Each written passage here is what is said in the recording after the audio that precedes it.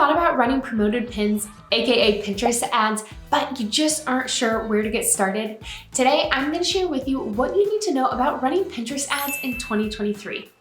I'm Emily Vales. I'm a Pinterest marketing and ads strategist, and for the past 4 years, I've helped my clients and my students increase their traffic and turn it into profit through the power of Pinterest marketing.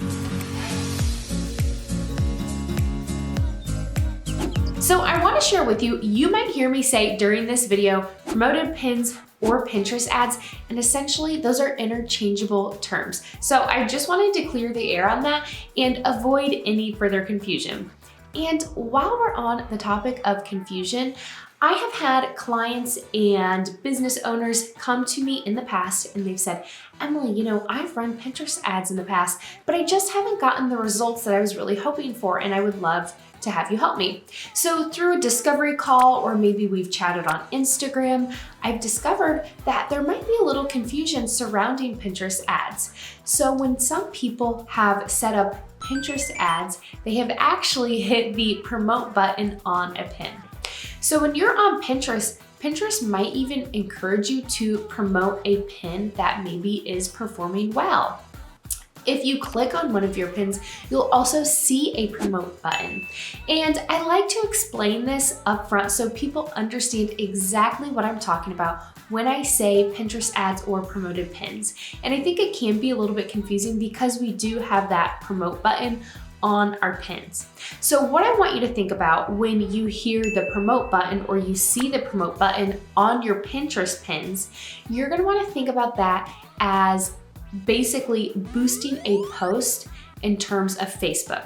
So if you talk to a Facebook ads manager, they will probably tell you not to boost your Facebook posts. So if you want to run a targeted and really strategic campaign, then on Facebook, you're gonna have to go into the ads manager and set that up. And there's some technical things that you need to do. And like I mentioned, there's targeting and different things that come into play. But when you set it up in that more strategic way, then you are going to see better results rather than just putting some money behind it and boosting it. So when you think of hitting that promote button on Pinterest, when you do that, yes, you are going to increase the reach and the engagement, but you don't have as much control over who exactly is going to see that pin. So I just wanted to explain that up front so that when you hear Pinterest ads, you're not thinking of just putting extra money behind the reach of that pin. But when I say running Pinterest ads, you're actually going into the Pinterest ads manager and setting that up in the dashboard where you are picking your targeting, selecting specific pins that you might have created that are unique for your campaigns. So it's a very different experience than just hitting that promote button. So I like to explain that up front so that as we do start to talk about running Pinterest ads in 2023, you have that clarity around what Pinterest ads are exactly. So now let's go ahead and talk about why you might run Pinterest ads. So it might be obvious, or maybe it's not so obvious, but Pinterest is, and if you have watched any of my YouTube videos or you follow me on any social media channels, you have probably heard me say that Pinterest to its core is not really social media. It's actually a visual search engine. And part of Pinterest functioning as a search engine, that means that it takes time to see growth and results organically. And when I say organically, I mean through being discovered naturally through keywords. And so in order for Pinterest to index your content, understand who you are, what your niche is, what keywords you're using, and then really connecting that to the person that is actively searching for those keywords, those ideas, that inspiration that you are serving, it just takes time. So when somebody is just getting started on the platform and they are looking to invest in that organic strategy, then I always say that it's going to take anywhere from 3 to 6 months to as long as 6 to 12 months to really see growth.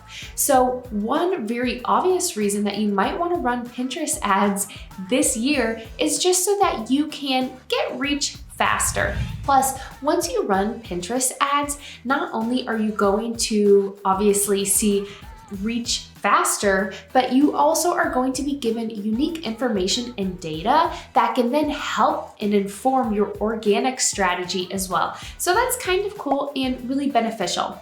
Now, another reason that you might want to run Pinterest ads is maybe you don't have time to devote to pinning daily, creating fresh content, and you just know that right now an organic Pinterest strategy isn't in the cards for you. I always tell clients this, and it's a really popular question. If I'm going to run Pinterest ads, do I have to be marketing organically on Pinterest? And yes, you obviously do have to have a Pinterest business account. I would definitely recommend making sure you have your profile photo, your bio, some of those important pieces set up and optimized. However, you don't have to be marketing consistently, organically for any length or period of time. So there's no rules like you have to be on the platform for a year before you can start running Pinterest ads. Nothing like that. So what I want you to know is that you can run Pinterest ads, you can market organically, you can do either of them separately, or you can do them in tandem. I do really like to see my clients personally get started with that organic strategy, understand their keywords, who they're targeting, get a little growth with that organic strategy, and then a really great way to scale that organic strategy is through those targeted Pinterest ads. And so another benefit or reason why you might want to be running Pinterest ads is with Pinterest, it really thrives off of trends and seasonality. And when you are experiencing those trends starting to surge for your niche or whatever season you are going through currently, it's a really great way to kind of skip the line and guarantee that your content is going to be seen.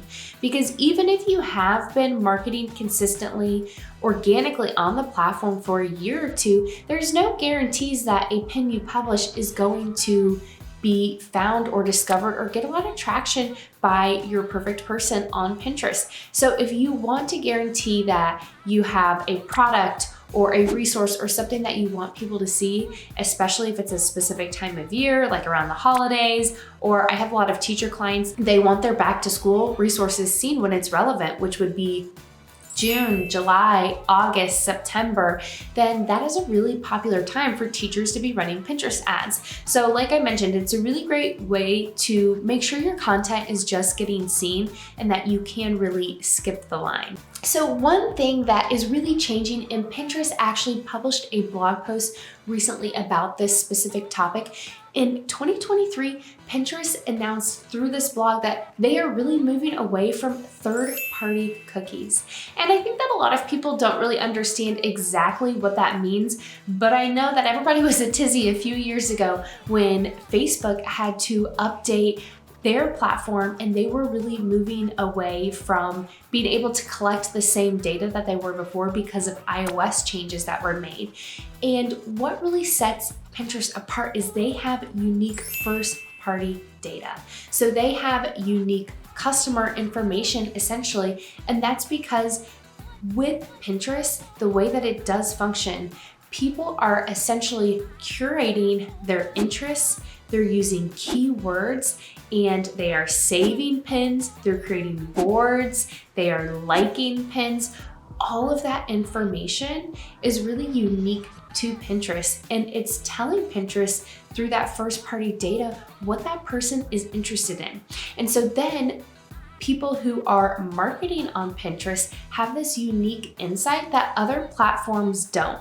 So that is one thing that is really cool about Pinterest. And I used to run Facebook ads, and I don't do that for clients anymore. I do still run my own Facebook ads, but just not something that I offer as a service. And when I was running Facebook ads a couple of years ago, I did see and feel that for my clients that when that iOS update was rolled out, and we really weren't able to track conversions and we weren't getting the same information within the Facebook Ads Manager, I found that that was really impacting and affecting our campaigns, and it just kind of was what it was. But with Pinterest, I didn't see that same impact. And I do believe that it's because we do have different information that is unique from other platforms that we can advertise on. So like I mentioned, Pinterest users or pinners, they are planning for the future. They are thinking about what they're interested in. They're essentially curating content, and then that tells the Pinterest algorithm a lot of information that then businesses can use when they are advertising and trying to target their audience. Now, one thing I do want to mention about how this is going to impact people who are advertising on Pinterest, with Pinterest really moving away from that third-party cookies, it is going to impact retargeting and then also the attribution windows. So the reason, and that's that last click attribution. And the reason why it's going to impact that is because we just won't have the same information as it moves away from third-party cookies.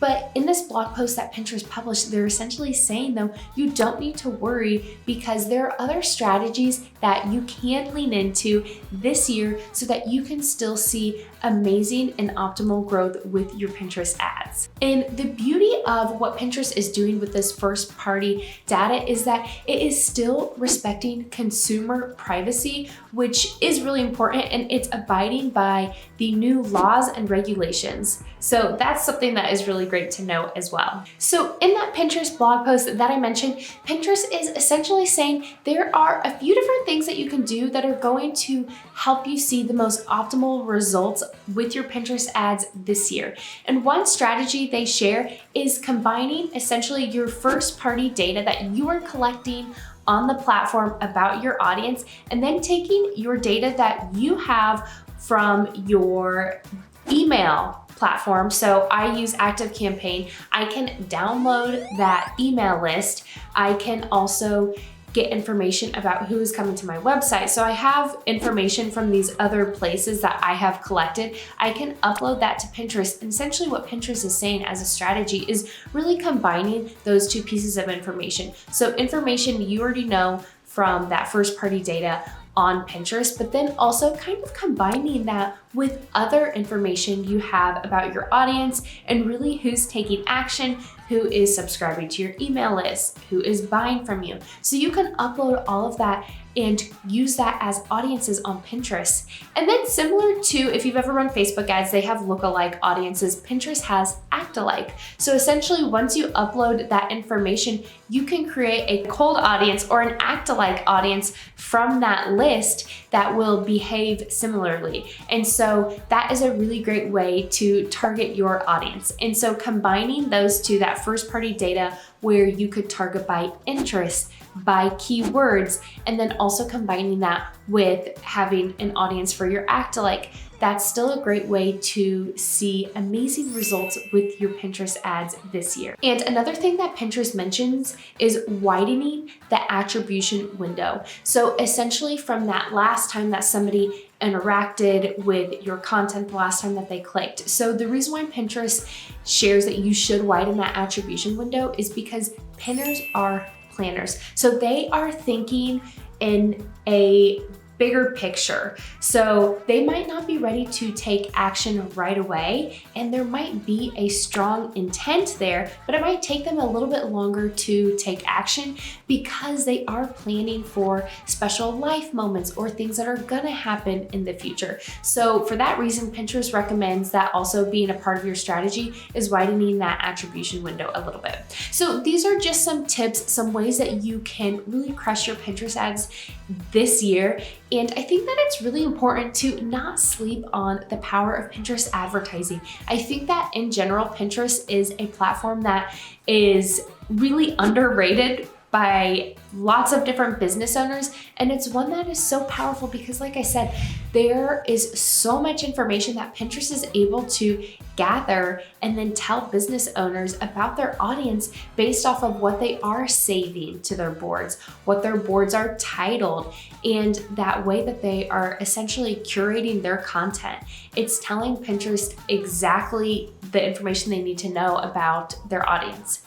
So I think that you should definitely think about running Pinterest ads this year. And what I want to do is I want to invite you to like this video. Let me know in the comments if it was helpful. I do think that Pinterest ads, they're a little bit more complex, and I find that it can be a little bit challenging to understand them, especially if you haven't ever run Pinterest ads. However, I do want to invite you to check out my Pinterest ads quick start workshop. And through this workshop, which is linked in this video, I'm essentially explaining the way that Pinterest ads are set up, the different types of Pinterest campaigns that you can run, and kind of the ins and the outs of how to get started with Pinterest ads. And I'm actually gonna walk you through exactly how to set up your first campaign. So if you are interested in that workshop, I would love for you to check that out. Like I said, be sure that you like this video, let me know in the comments what questions you have, and be sure to subscribe to my channel